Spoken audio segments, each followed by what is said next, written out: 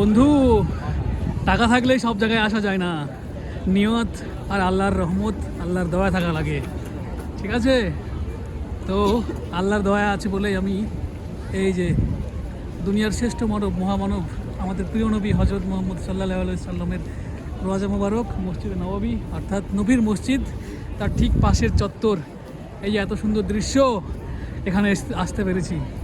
কাউকে ছোটো করার উদ্দেশ্যে না, এটাই বলার উদ্দেশ্য যে আল্লাহর কাছে দোয়া করুন। আল্লাহ আপনাকে টাকা দিয়েছে, আল্লাহ আপনার মনে রহমত দেখ, দয়া দেখ, যাতে আপনি এই সুন্দর জায়গা একবার দুনিয়াতে মরার আগে হলেও আসার সুযোগ পাবেন, মানে করে নিন এবং এসে ঘুরে যান। এই সুন্দর দৃশ্য, এত সুন্দর জায়গা, যেখানে আমাদের দুনিয়ার শ্রেষ্ঠ মানব তার রওজা মোবারক, যেখানে নামাজ পড়ার প্রচুর সোয়াব, প্রচুর ইসলামিক সাইটস আছে যেগুলোতে অনেক সোয়াব পাওয়া যায় ভিজিট করলে। তো এই সব জায়গায় আসলে এমনি মন খুশি হয়ে যাবে। দুনিয়াতে আসার একটা সার্থকতা খুঁজে পাবেন যে হ্যাঁ, দুনিয়াতে কিছু একটা তো করেছি। লাখ লাখ কোটি কোটি টাকা কামাবেন, সব ফেলে চলে যাবেন, কিছুর মূল্য থাকবে না যখন আপনি সেই টাকার ঠিকঠাক ব্যবহার করবেন। আর এই সমস্ত জায়গাগুলো, মক্কা, মদিনা, যেগুলো আমাদের ইসলামিক সাইটস আছে, ঘুরবেন, আপনার মন অনেক হালকা হবে, অনেক দেখবেন মনের ভিতরটা ঠান্ডা হবে, শান্তি লাগবে। তো এই যে কত সুন্দর চত্বর মসজিদে নববীর, মানে ভাষায় প্রকাশ করতে পারবো না। এটাই হচ্ছে মসজিদে নববীর কন্ট্রোল রুম, এটাই।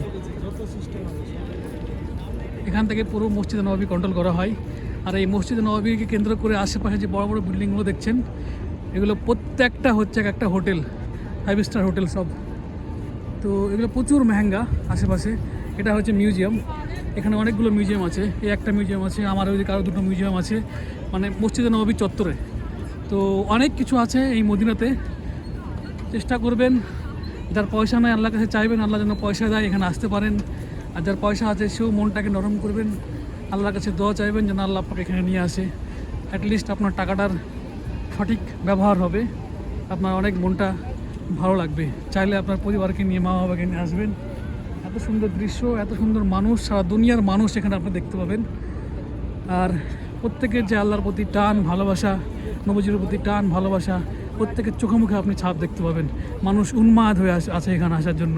তো চেষ্টা করবেন এখানে আসার জন্য, আমরা আছি ইনশাল্লাহ। আরও অনেক কিছু দেখাবো এখানে থাকলে। আল্লাহর শুকরিয়া এখানে আমরা আসতে পেরেছি।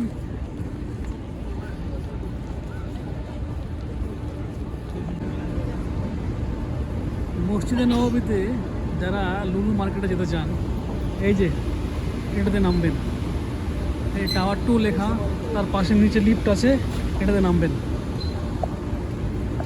এটা এমন একটা জায়গা মসজিদে নববীর মানে চত্বরে, মানে কাছে, চত্বরে না ঠিক, যেখানে আসলে আমি পাক্কা বলতে পারি আপনার শিওর দিয়ে যে আপনি মানে খুব ভালো লাগবে, আপনার মন হালকা করে দেবে।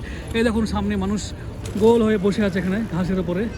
আর এইটা হচ্ছে মসজিদ নববীর চত্বর, এই যে বড় বড় হোটেলগুলা, এই যে ওভারব্রিজ তার ওই পারে।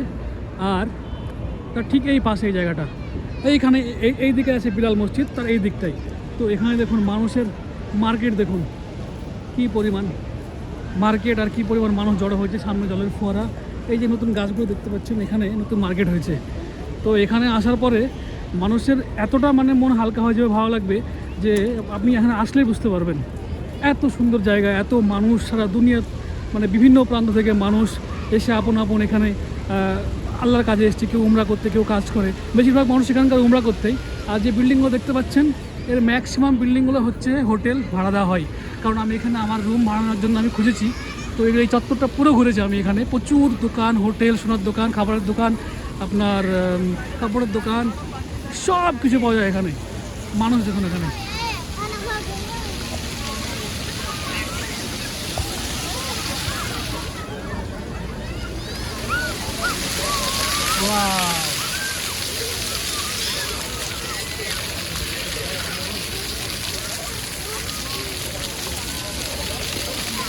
আজকে বৃহস্পতিবার রাত, জুম্মার রাত, কত মানুষ দেখেন।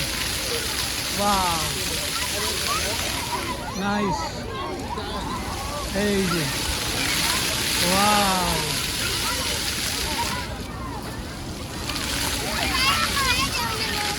বাচ্চাগুলো রীতিমতো ভিড়ছে এখানে। আর এই চারদিকে ওদের মা বাবা দাঁড়িয়ে আছে সব। নাইস নাইস বিভিন্ন রকমভাবে পানি ডান্স করছে। Wow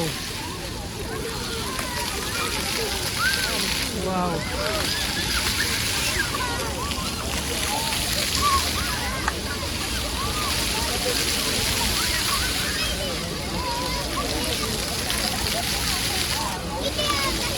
nice.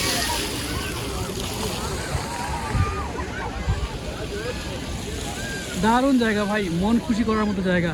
ওই যে আশুফিয়া মিউজিয়াম, ওইটা আমরা ওদেরকে ঢুকেছিলাম ভিতরে, আর ঠিক পাশে, একদম পাশে। যদি কেউ মদিনাতে আসেন বা থাকবেন বা থাকেন, এখানে আসবেন, অবশ্যই আপনার মন ভালো ভালো হয়ে যাবে। কত সুন্দর জায়গা দেখুন।